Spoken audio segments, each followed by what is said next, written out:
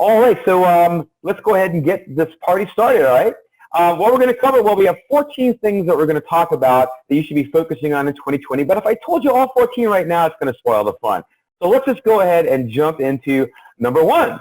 And number one is the thing I tell folks a lot in my classes as I'm talking to people, and just as a good general rule of thumb when it comes to Google.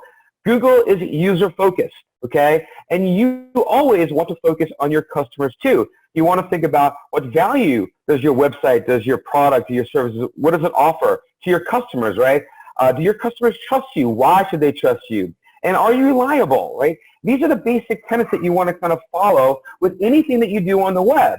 And Google's all about it. You know, that's why we're going to see some other things that are going to come up where, you know, Google is looking at your site as being, you know, your brand, right? What you're presenting to the world. And you need to put it out there in a way that is user-focused, that gives the user what they want. So go and sit down with your customers.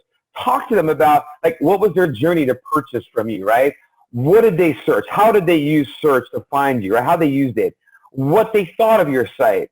And then use that data in every other decision that you make, right? Because it's going to help you understand more about what your customers are looking for, what your potential customers are looking for, what made them sit down to search for what they needed in the first place, what made them make the decision to go with you rather than somebody else, but to be talking to your customers, of course.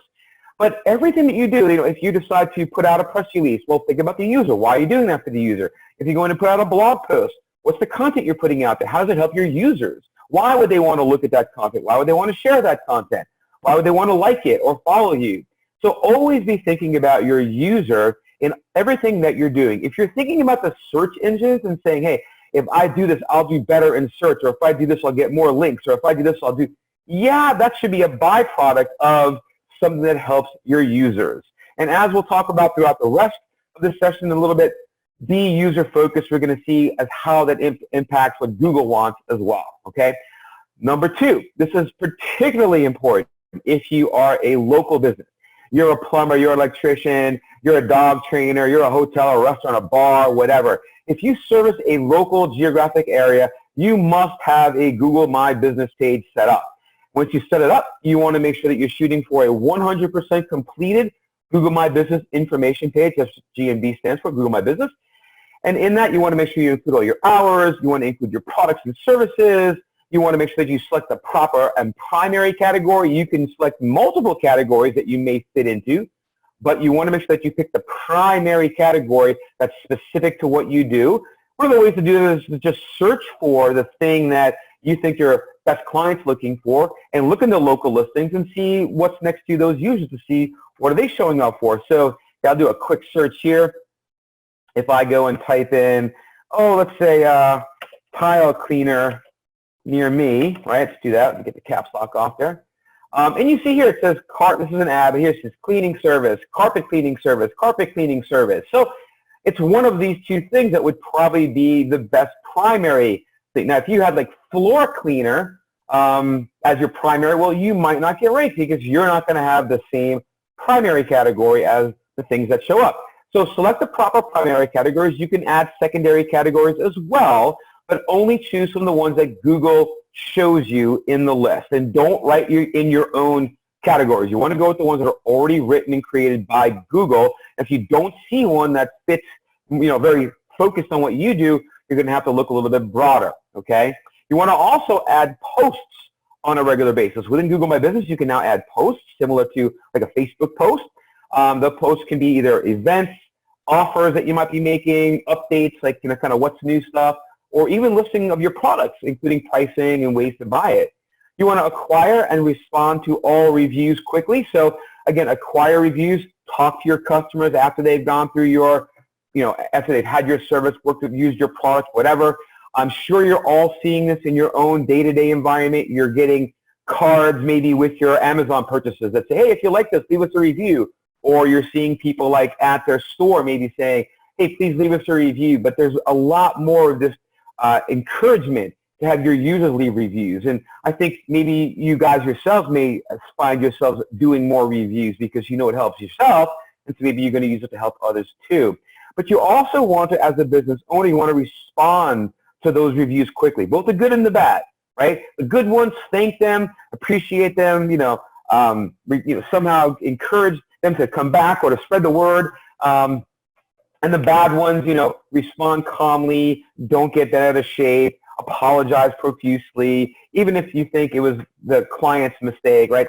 Customer's always right, and we want to make sure that we don't put out this idea of, hey, I'm going to be, combative or argumentative if somebody doesn't like something I did. You're not going to please everybody, so respond calmly in a way that your other customers who read that see how you respond and go, okay, they handled that well.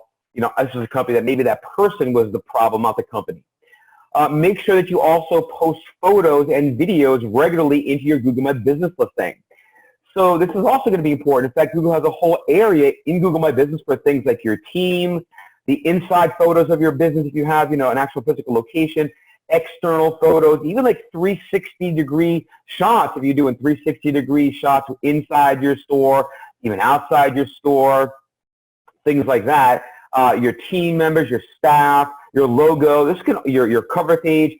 There's all spots within Google My Business that you can specify these things.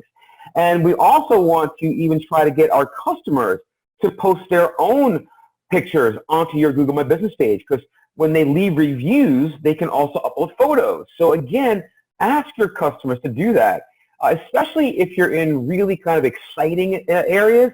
I have one client that's in skydiving, another one that's in paintball that I've consulted with a little bit. And both of those guys have like this kind of, people want to share their stuff, right? So I talked to the paintball guy about setting up like a photo booth area where they can take a picture with their logo in it and then encourage people to go leave those pictures on their Google My Business page. What we're seeing is that there's recent studies showing a high correlation of lots of photos. The more photos you've got in your Google My Business listing on an ongoing and regular basis, let's say weekly, the better you're appearing in search. People like the photos, they view the photos, it's really, really good. You also want to allow for messaging from your visitors, okay? So in Google My Business, you can list your phone number, right? You can list your website, you can list your email address, and you can get contacted that way. Well, now you can also get messages. Now, that used to work by sending you an SMS message to your phone, like it's your text number. Now, the only way to get messaging is through the Google My Business app. So if you don't already have this, it's a huge deal. You need to make sure that you go out to your app store, whether it's iPhone or Google Play, and grab the Google My Business app, go into the customer area under messaging, and make sure you turn it on. By turning it on, anytime now someone gets their local listing, they can now message you directly, and you'll start to get, quote-unquote text messages from within your Google My Business app, and that app can work for anything that you have access to. So let's say you work for an agency like I do. Well, I can get access to all of my clients. As long as I'm a manager of their Google My Business listing, I can get access. So definitely, if you're a local business, this is huge for you, okay? It's going to be monstrously important in the coming years. And just think about your own search behaviors now. As you're out there searching for the things that you want. You need a doctor, an auto mechanic, a dentist, or somebody else that you want to be able to trust and, work with.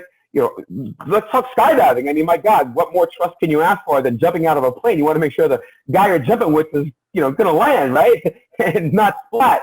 And so these kind of things are really going to be super important to trust them. And we're looking at these reviews more. We're relying on the reviews and these local listings to help us make a decision. So super important if you're local. Can't stress it enough. Number 3 is EAT, E-A-T. EAT stands for expertise, authoritativeness, and trustworthiness. Expertise is, well, who are you and why should I take your word for what you say, right? So for me, for example, right, as we started this particular session, I gave you a bit about my background, right? Where I am, what I do, where I've been, how long I've been doing it. So that helps to build my expertise, why you should take my word for it. But you need to be seen as an expert in your line of business. You need to be the expert in there. And you do this by creating great content on an ongoing and regular basis, sharing it wide and far, making sure that, people are leaving good reviews and talking about you. These are all good ways to increase your expertise, all right? Authoritativeness. You need to show that your site is authoritative or the authority within your industry. So like I always say, like if you're thinking who's the authority in online news, you might say CNN, you might say New York Times, Huffington Post, right? But these are sort of names that you don't have to look up, right? You kind of know. If I were to say, who is the authority in auto rental, you might say Hertz, you might say Enterprise, you might say Budget, whatever. But again,